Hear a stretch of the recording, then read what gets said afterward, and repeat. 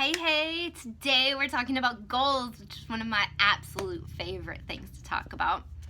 And how I'm going to get this in 10-15 minutes, no clue, because I love to talk about goals and goal setting. But we're going to do kind of a Cliff's Note version here. I'm probably going to forget some stuff or like be a little all over the place, but I hope that my notes kind of keep it in somewhat of a condensed matter. But when we're talking about goal setting, first we got to start with why. Why do we want the specific end result?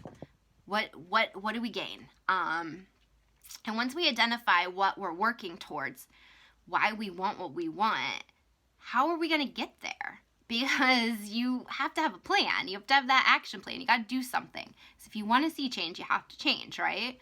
And it has to be your goal, not someone else's goal. It has to be something that you came up with, that you identify with, and that you really want.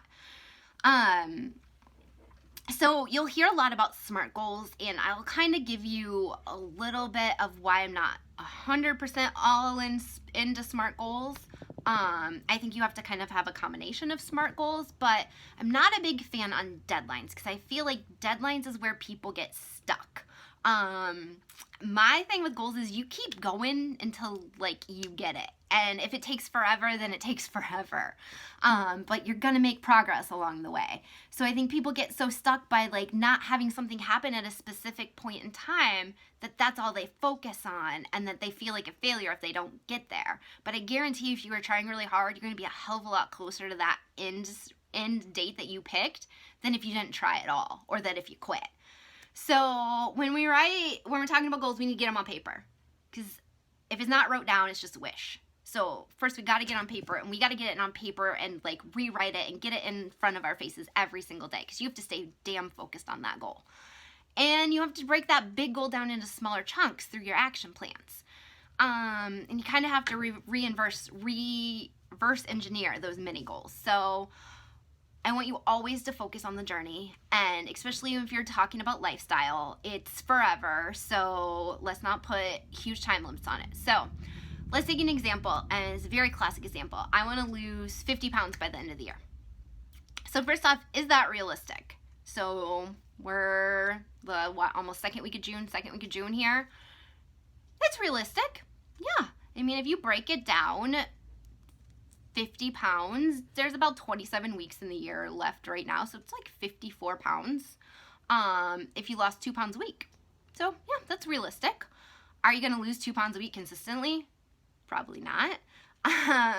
But you could do it, absolutely. It's totally realistic. So first you got to make sure like you have realistic. But I don't like time frames when it comes to weight loss at all, because there's so much that goes into weight loss.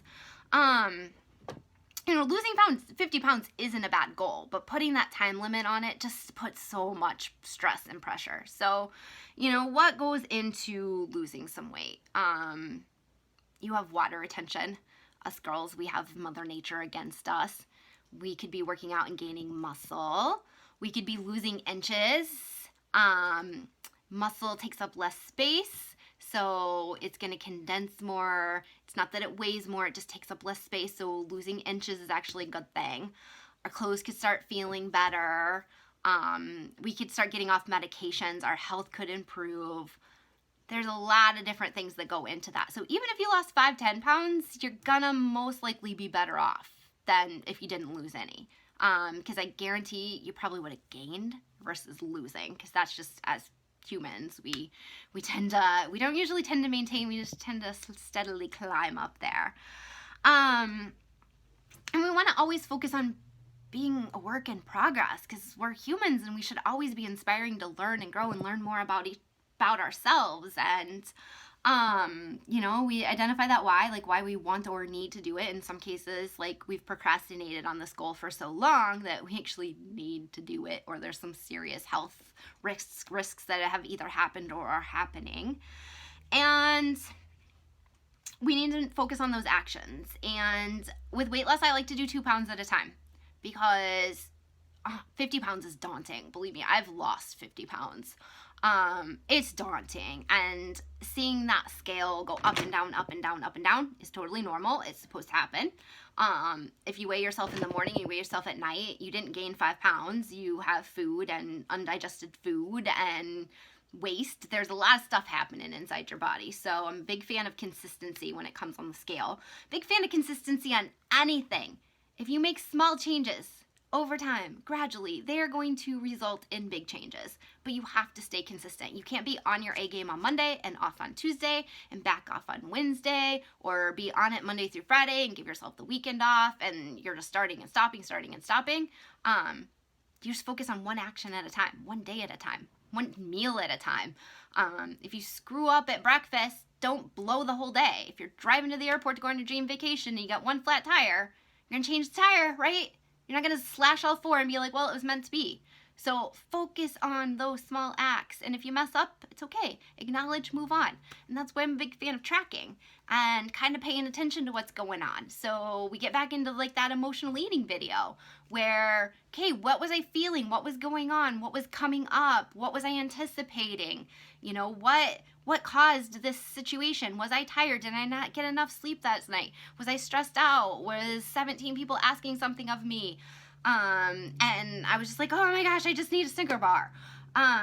So really kind of being aware of what's going on around us is a huge indicator. And we're creatures of habit, so sooner or later those patterns are going to just be like blaringly right staring us in the face, and you're going to have your answer.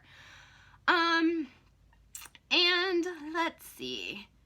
Is your way to get there, your action to get there, sustainable? That's a big one. That's why crash and fad diets don't work, because you can do anything for a short period of time.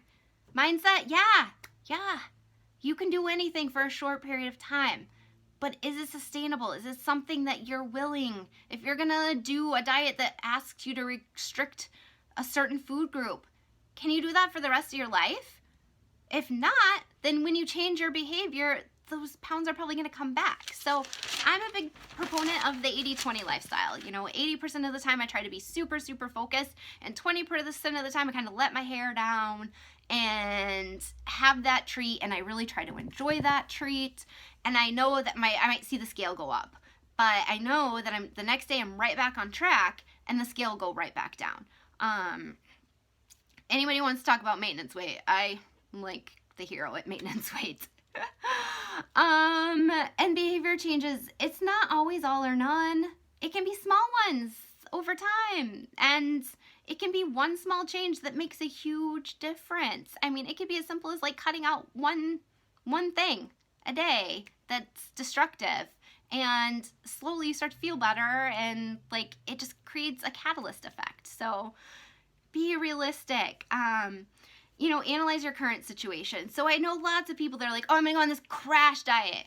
And they pin everything they can on Pinterest. I mean, come on, Pinterest order right here.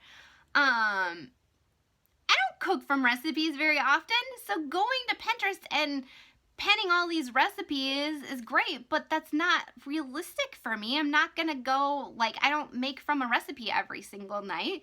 So why would I, like, try to force myself to do all this stuff and go and buy all these groceries? Then I'm like, okay, this was really expensive because it wasn't realistic, and then I probably still bought all my old stuff because I was kind of not sure this was going to work, so I needed to make sure I had my backups.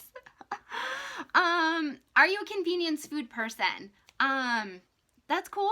I have lots of recipes that are convenience food. Frozen vegetables are where it's at. I can do meal prep chicken and frozen vegetables all week long and mix up the spices and sauces and have a billion different meals, and really it only took me a few minutes to make the vegetables.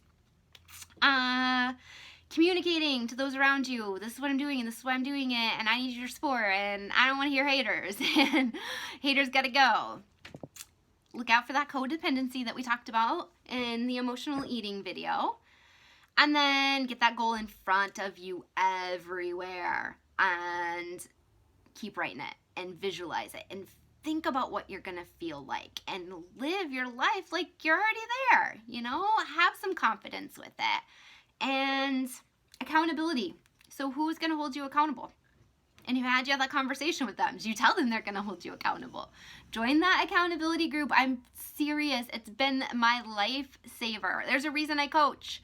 Like, coaches need coaches too. I need you people to tell me that I need to do this. And if I tell you I'm going to do something, I'm going to do it. So, stop lying to yourself.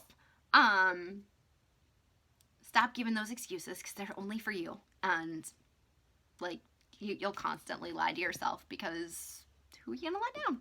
You. And who's gonna hold you accountable if you let yourself down? You. So get a coach, get an accountability group. I promise you won't be sad about it. Be flexible, because say you get to the end of the year and you only lost 30 pounds. Is that bad? Hell no, you lost 30 damn pounds. Be proud of it. Be proud of it. And I bet you those next 20 are going to be a hell of a lot easier because you've learned a lot in those 6 months. So don't be sad about it. And don't feel like a failure because like I said, there's so much that goes into losing weight that it's almost impossible to put a time frame on it. And then exchange your frustration for appreciation. Be appreciative of those 30 pounds. Own those 30 pounds. And, like you caught bad habits early. So the scale didn't go up. If you weigh yourself every day, you know what's going on. And, be glad that you maintained or you didn't gain any weight. Remember, study yourself. You have all the tools, all the secrets right there. Just document it.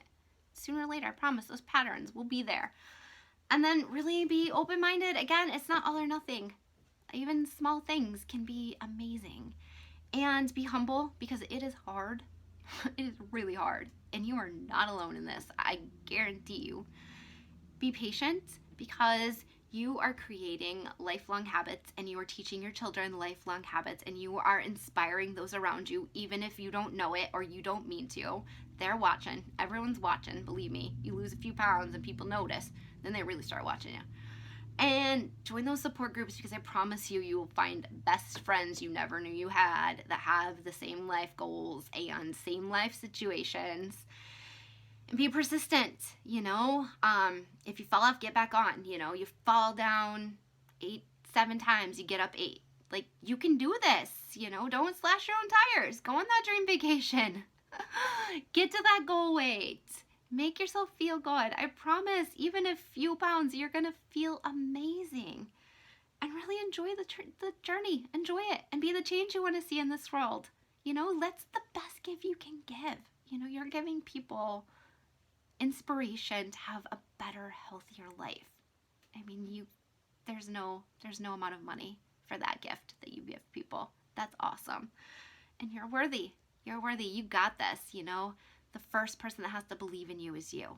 And once you believe in you, it's unstoppable where you can go. As sadly, we kill our own potential so many times. And it's sad. So, I got you girls and guys. I got some guys in here. And I believe in you. And you're going to rock this. So, I want to hear some goals. And I want to help you break them down so that they're sustainable and realistic, and you got some action plans that actually get you to success.